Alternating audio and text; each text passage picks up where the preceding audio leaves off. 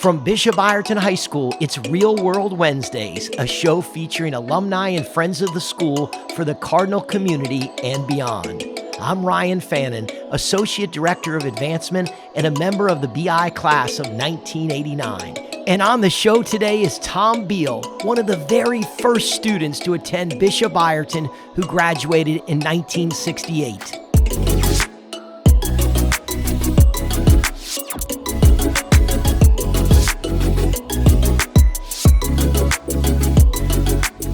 We're connected with a great group of the inaugural graduating class from Bishop Ireton, and many of them spent all 4 years of high school at BI. They helped shape traditions, assisted in picking a mascot, and weighed in on the school colors. One of those original students was Tom Beale. Tom was born in Virginia in 1950. He grew up in Alexandria with his parents and his sister Ann, who was born in 1953.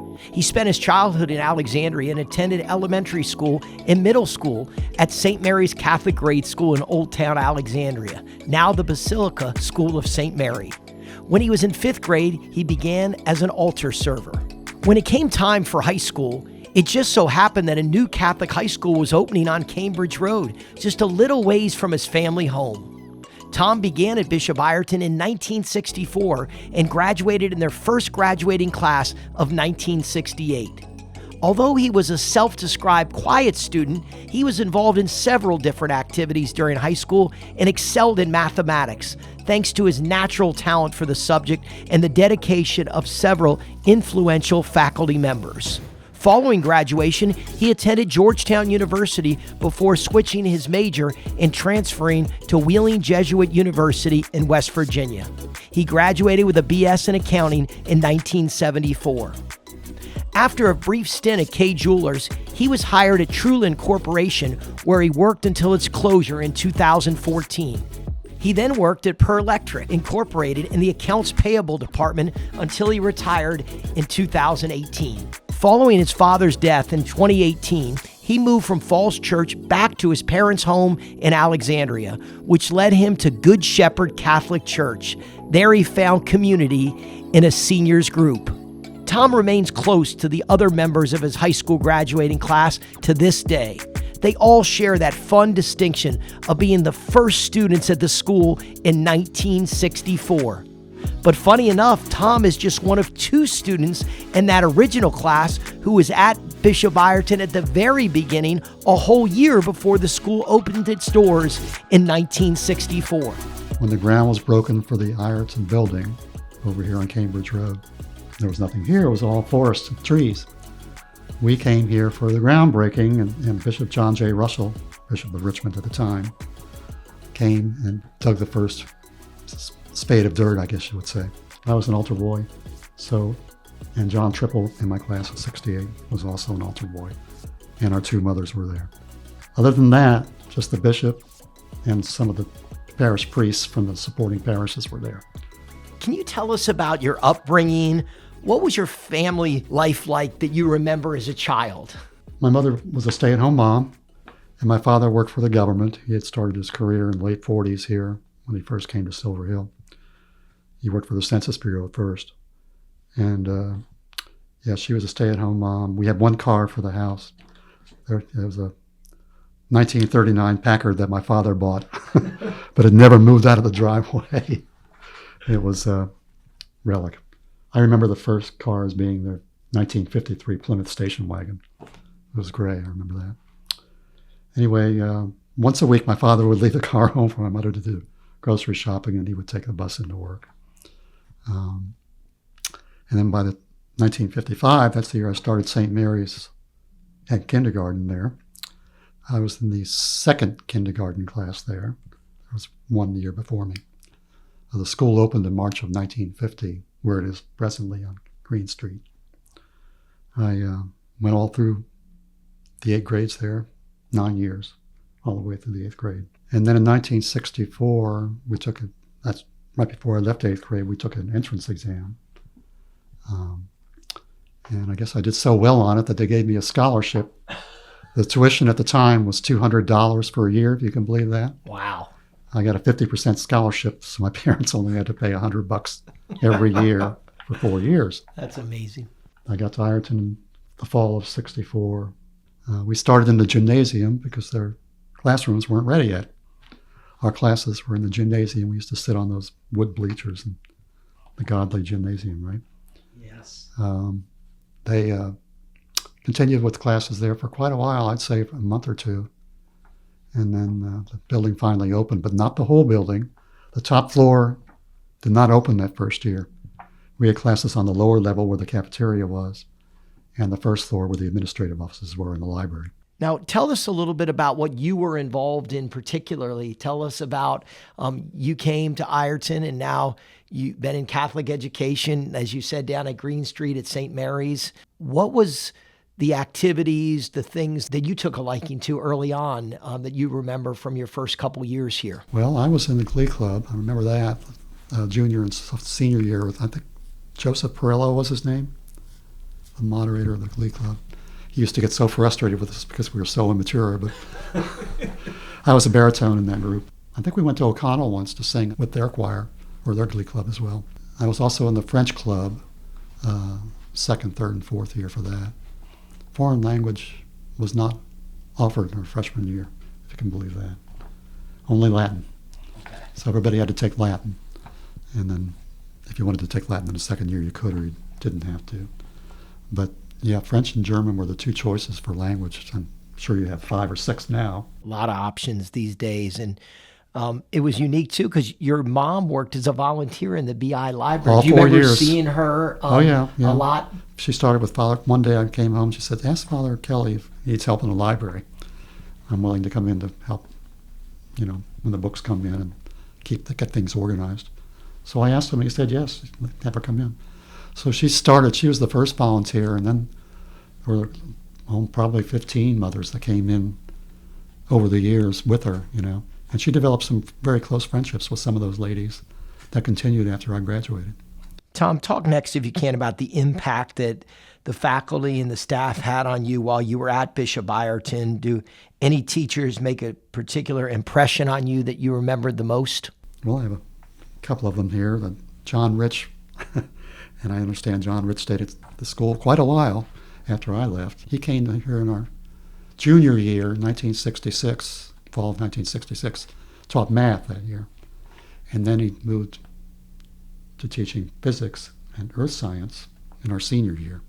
Yeah, he made a big impression on me in my junior year with math, I remember. I really excelled in that. Carried on to Father Paul Kenny, who also taught math in our senior year. He was really good too. In fact, I did some beyond the coursework work with him, and I had a composition book I used to do problems in, bring it in and he'd take it at the beginning of the class and look at it and, put notes on it and things. So he was very, very good. Excellent teacher. Father Bob McNally, French teacher, senior year. He was a big influence on me.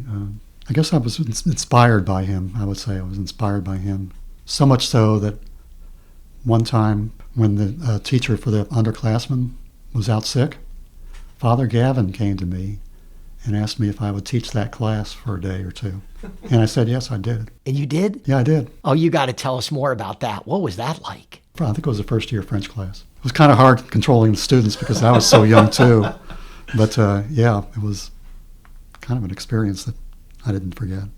I know there was another one that made an impact on you, and he stayed connected for so many years with BI graduates after their time at Ireton, in Father Al Smith. Funny story about Father Smith. We sat alphabetically, right, from the front row across, and then the second row, third, all the way to the back of the class. He would call on somebody after the homework assignment. The first thing when we got into class, the next day, he would call someone and ask them to explain their homework. The whole year, he never called on me because I was right next to him when he was lecturing. He couldn't believe that years later when I told him he had never called on me. But he never did. And I got A's in that class. He was a wonderful teacher. What do you remember the most overall about your time at Bishop Ireton? It was such the early time in the school's history, and I imagine that you and your classmates were responsible for creating some of the important traditions that the school has to this day. As I ask you that, what comes to mind? Well, probably it's the friendships that I developed over the years that have lasted long past high school, and even some that I've resurrected when we had our 50th year reunion, when I hadn't contacted people for so long. They still remembered me, but I was kind of nerdish, I have to say, and quiet. So it took me a little while to get out of my shell. When you graduated from Bishop Ireton in the first graduating class of 1968, you headed to Georgetown University before transferring to Wheeling Jesuit University. And now you graduated from there in 1974. Because I was changing my major. Tell us about that time of your life before we talk about the time in your career. Well, Georgetown, let's see, Bill Murray in my class and Jay Kenkel, we all went to Georgetown together. Jay stayed and Bill transferred to George Mason. I transferred to Wheeling. The classes were so big. I mean, there were like 200 people in a class in some of those study halls, I remember. And I was used to a small Ireton-oriented environment.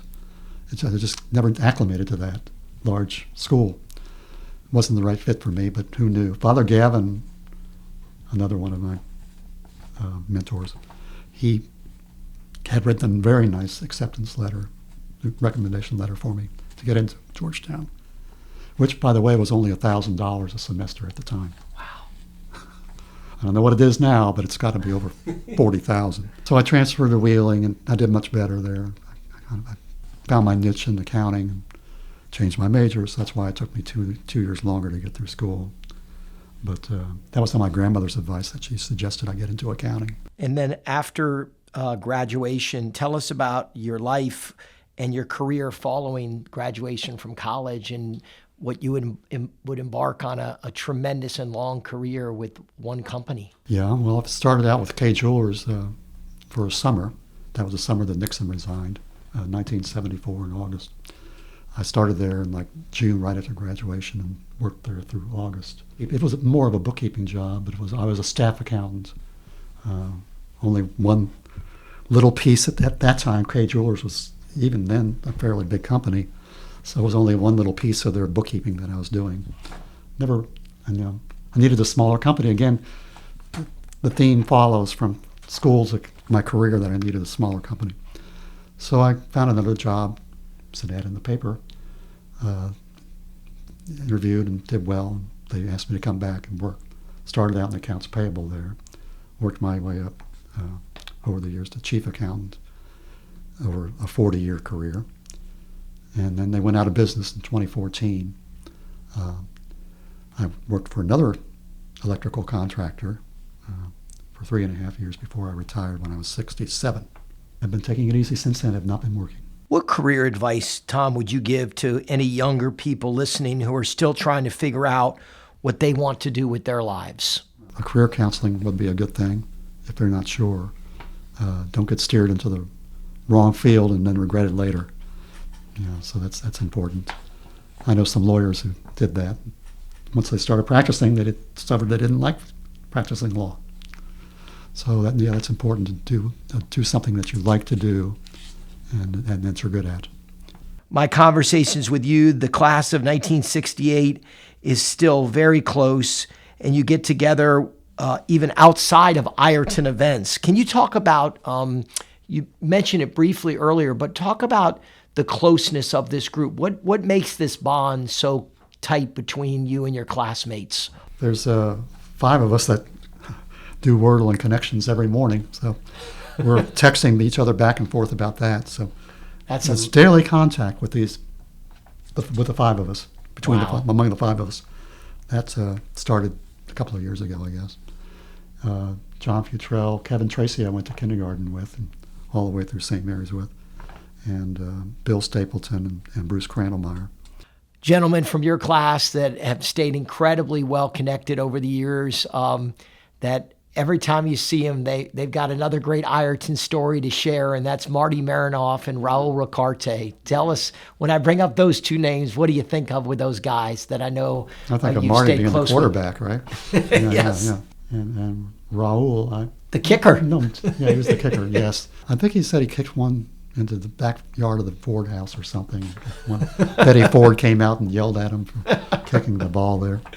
Oh, so many great stories. Now, Ireton milestone, 60 years. Yeah, hard to believe. In 2024 now, looking back to 1964, and the school Has grown leaps and bounds since I was here. It's more than doubled in size. you and I were just talking about walking in today about the size of the school. And when you walk through this building, 41,000 square feet, finished just before COVID hit, a building that has just dramatically impacted Ireton in so many ways. What kind of emotion, what kind of feeling do you have? Because a lot of alums that come back say they love the fact that then when they walk through the old halls, the feel is still there. Oh, it is. It definitely is. I was pointing out the classrooms that I remember from being here. We were walking there today. You go, Yeah, there was my Latin class. and There was my math class. And there was my religion class. I want to ask you a little bit about other ways that you've been involved in the community. I know that one of the parishes local, Good Shepherd, the pastor is a Bishop Ireton graduate from 1984, Father Tom Ferguson, a great cardinal himself.